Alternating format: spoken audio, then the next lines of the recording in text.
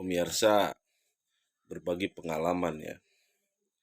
Tahun 2008 pemirsa. Saya masih kita masih muda waktu itu dengan usia 25 tahun. 2008, 2007, 2006. Modus-modus mereka itu yang menawari program bantuan, dia datang ke lembaga atau dia datang ke sekolah, kemudian menawarkan sebuah program bantuan pemirsa. Program bantuannya begini, ada bantuan nih katanya dari provinsi, tapi kita harus berangkat ke sana dengan iming-iming bantuan senilai sekian, kemudian dia meminta uang ya sebesar sekian nominalnya. Kemudian kita berangkat ke sana, ada beberapa lembaga, kurang lebih 1, 2, 3, 4, 5, kita sewa mobil dan berangkat ke Bandung. Apa pemirsa yang terjadi di situ? Ya, kita datang ke sebuah kontrakan di situ ya. Ternyata di situnya itu bukan pejabat. Di situnya itu kayaknya premanis, karena saya lihat di tangannya itu ada tato ya pemirsa. Nah, saya dari situ berpikiran berimplementasi, wah ini udah gak benar. Sementara uang kita sudah masuk, kemudian kita sudah capek ke sana kemari, sampai saat ini uangnya nggak kembali. Nah, nggak jadi masalah lah, itu adalah pengalaman pemirsa. Kemudian modus-modus baru pemirsa ya, ini pengalaman kita. Dia menawarkan program bantuan, datang juga ke lembaga atau ke sekolah atau ke datang ke kita, ada nih bantuan lah sekian sekian miliar misalnya, dan bukan misalnya itu iya ya pemirsa. Dia datang ke sekolah tetapi harus menyiapkan anggaran untuk pembuatan RAB dan gambar, kemudian verifikasi. Verifikasi pemirsa ke lokasi, kita harus menyiapkan anggaran ya. Ya kita mencoba misalnya bayar saja itu RAB dan gambar misalkan 3 sampai dengan 6 juta.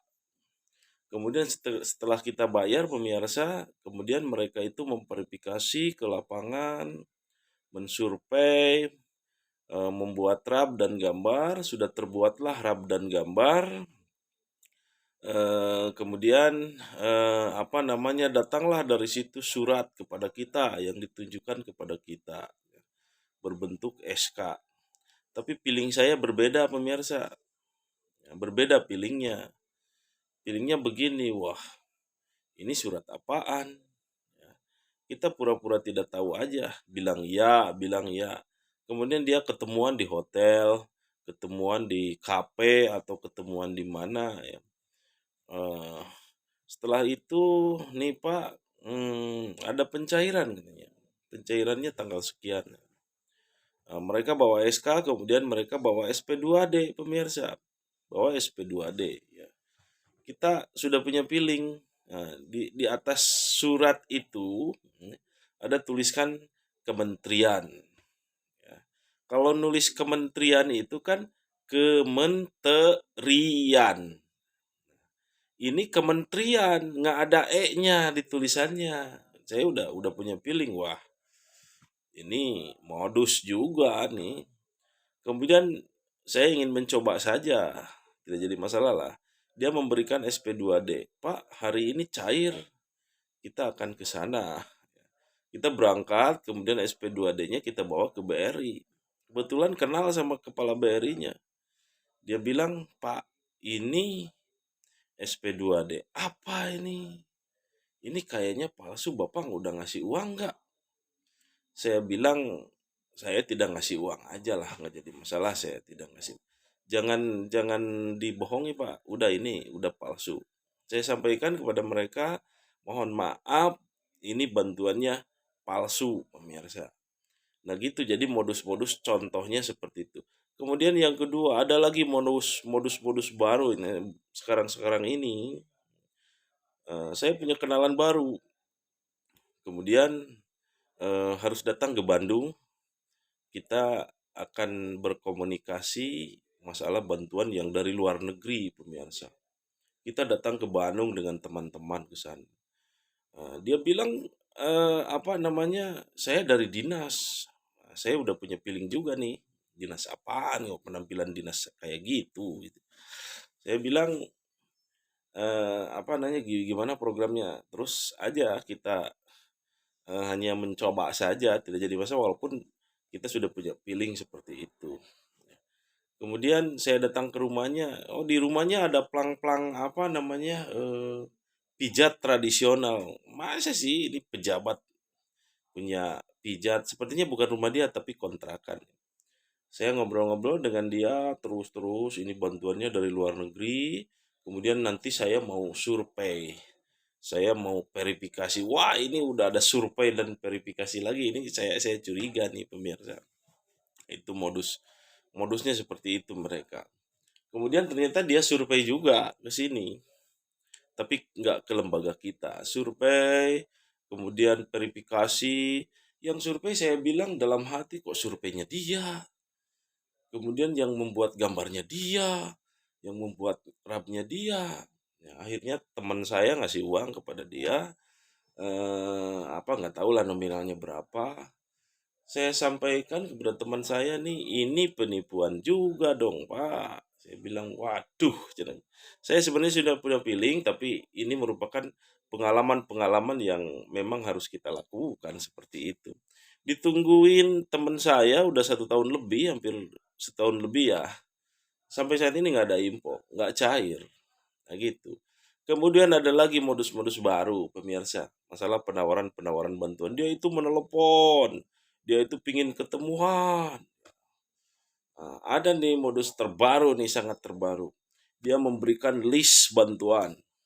Nama yayasan ini, alamat, nomor HP, nominal. Resmi pemirsa, seperti resmi. Tapi listnya dia buat sendiri. Kemudian dia mengumpulkan orang-orang sebagai calon penerima bantuan.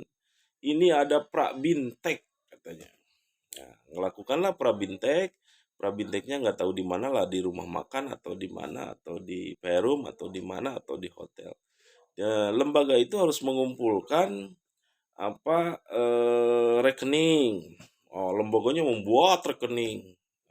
Kemudian harus asli, NPWP harus asli dan yang lain-lain harus asli. Nah, ini karena Desember katanya mau cair tuh, bulan November tuh pelaksanaan Prabinteknya. Desember katanya mau cair. Namanya sudah tertera, nominalnya sudah tertera. Dan anehnya mereka itu meminta uang 1,5 juta kurang lebih kepada lembaga-lembaga itu. Lembaga-lembaga itu ada yang tidak mengikuti, ada yang juga mengikuti. Nah, saya sampaikan kepada teman saya juga, "Ya udah cair Desember." "Nggak ada, ini bohong, uang saya 1,5 juta udah dia bayarkan." Jadi kita sebenarnya harus paham pemirsa terhadap orang-orang yang memang memanfaatkan kita-kita ya. Karena mereka itu sebenarnya apa? Yang saya tahu program bantuan itu kalau provinsi mengajukan 2022 untuk 2023 itu ada RKPAD namanya ya, RKPD namanya. Nah, di situ ada list, terus mengusulkannya di aplikasi, Pak. Di situ harus ada disetujui. Keluarlah nanti RKPD ya. Kalau sudah keluar RKPD nanti ada APBD. Ya kalau di APBD sudah tertera nama lembaga, alamat, kemudian apa namanya nominal. Nah, itu baru sebagai calon penerima bantuan. Kalau tidak ada TPCL dan list, jangan coba-coba untuk verifikasi. Jangan coba-coba untuk membuat RAB dan gambar yang turun oleh mereka, kemudian mereka meminta biaya. Jangan coba-coba. Yang namanya bantuan tidak terdapat di list TPCL atau namanya RKPD atau APBD itu tidak ada nanti. Tunggu aja nanti karena ada surat, kemudian nanti juga ada bintek pemirsa di situ. Ya. Nah sekarang itu banyak orang-orang yang seperti itu menawari bantuan, kemudian mengiming-iming akan survei dan verifikasi, dan kemudian menyiapkan uang untuk pembuatan RAB dan gambar. Ya, kita baru-baru ini juga saya pernah, Pak.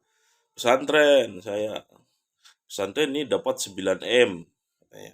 Kita disurvei, kita diverifikasi, tapi kita tidak pernah mengasih uang sepeser pun, saya tidak mau ya.